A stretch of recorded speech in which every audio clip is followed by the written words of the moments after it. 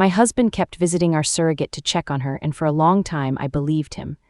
I am Maya Callahan, 32 years old, a pediatric occupational therapist in Austin, Texas, and I need to tell you something about families like ours. We look whole from the outside, even when something is quietly breaking inside. My husband, Ethan, 36, had begun visiting our surrogate, Dani Reeves, 28, a warm and steady fitness instructor carrying our first child 3 times a week.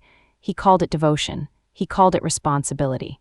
The visits that felt normal to everyone else had started feeling like something else entirely to me. What he didn't know was I had already started keeping my own log. Dates, times, duration. I started counting the visits. That was the beginning. He left at 6. He walked back in at 10:47. He smelled like her candles. 3 years of infertility had hollowed something out in me, and Ethan knew exactly how desperate I was to fill it. He started bringing Dani flowers, stargazer lilies, twice in 1 week. He said they were from both of us. I never asked him to. I called my closest friend, Priya Nair, 31, a surrogacy agency document processor who had walked beside me through every difficult step of this journey, and told her something felt wrong. Priya went quiet on the phone. She said the agency communication pattern had shifted. Ethan was listed on more check-ins than she remembered. I stayed quiet every single time he walked out that door, for a reason. I opened his phone that evening. His location history had been deleted every single day. Gone. The flowers he chose were stargazer lilies. I had told him they were my favorite once in a different life. I went to the craft store on a Tuesday morning and bought the most beautiful decorative candle I could find, cream-colored, sitting in a hollow wooden base, the kind decorators use for display pieces that never actually burn. I taped a small digital recorder flat inside that base compartment, sealed it clean, and wrapped the whole thing in tissue paper. I drove to Dani's apartment and handed it to her with a smile. I told her lavender helped me sleep during hard seasons. She hugged me at the door. But that wasn't the worst part. That same evening my mother, Linda, 59, called and mentioned casually, like she was talking about the weather, that she had seen Ethan waving from near Dani's building that Tuesday afternoon.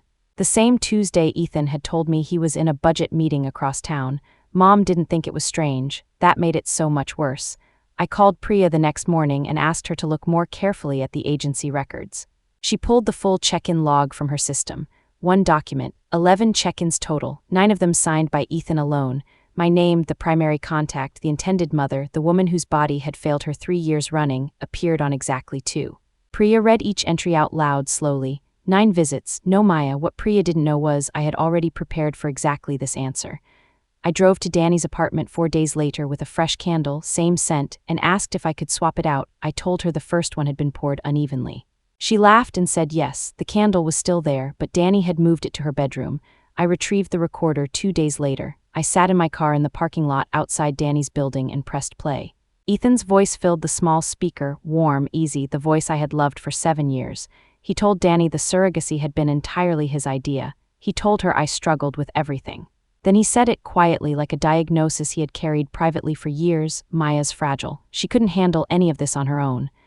I had stayed quiet through every visit, every excuse, every flower, for a reason. I pressed the recorder against my chest and stood very still. I asked for a baby, and somewhere along the way I lost everything else. If this story is making you feel something real, stay with me. Every part of what happens next, I need you here for it. I was sitting at my kitchen table that same evening when my phone lit up. It was Dani. No greeting, just 1 line. Did he tell you he visits alone? I set my coffee down.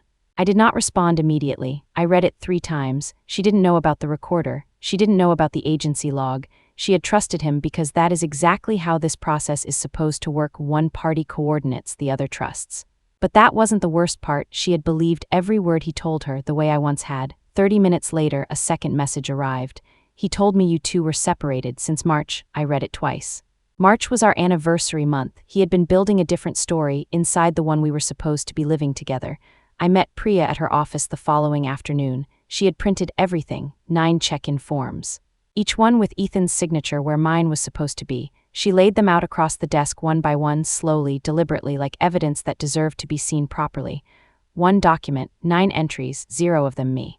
She explained it in plain terms. He had contacted the agency directly, listed himself as the primary point of contact, and over 11 months had quietly moved my name to the edge of my own surrogacy journey. What Priya didn't know was I had been waiting for exactly this page. She stacked the papers neatly, slid them into a folder, and pushed it across the desk toward me. Then she looked up. "There's 1 more document," she said quietly. "You need to see it first."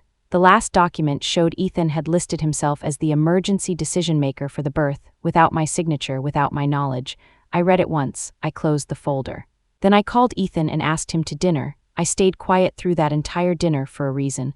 I wore the blue dress he always said made me look like myself. I ordered the salmon. I ordered dessert. I laughed at something he said.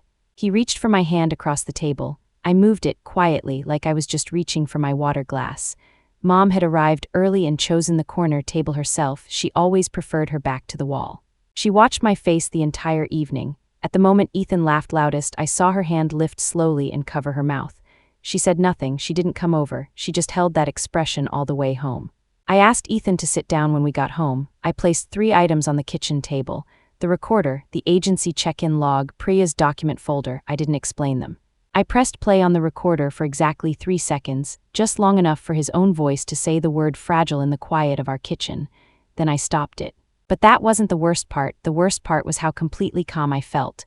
No shaking, no tears, just clarity, clean and total, the way a room feels after every window has been opened at once. Ethan stared at the 3 items, then at me. The silence stretched long and wide between us. "When did you become like this?" he asked quietly, almost to himself. I smiled. "I always was," I said.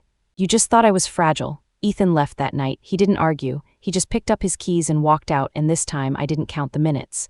Priya filed the corrected agency paperwork the next morning, restoring my name as primary contact on every document. Dani continued the pregnancy. 4 months later, I sat in a hospital room and held my daughter for the first time.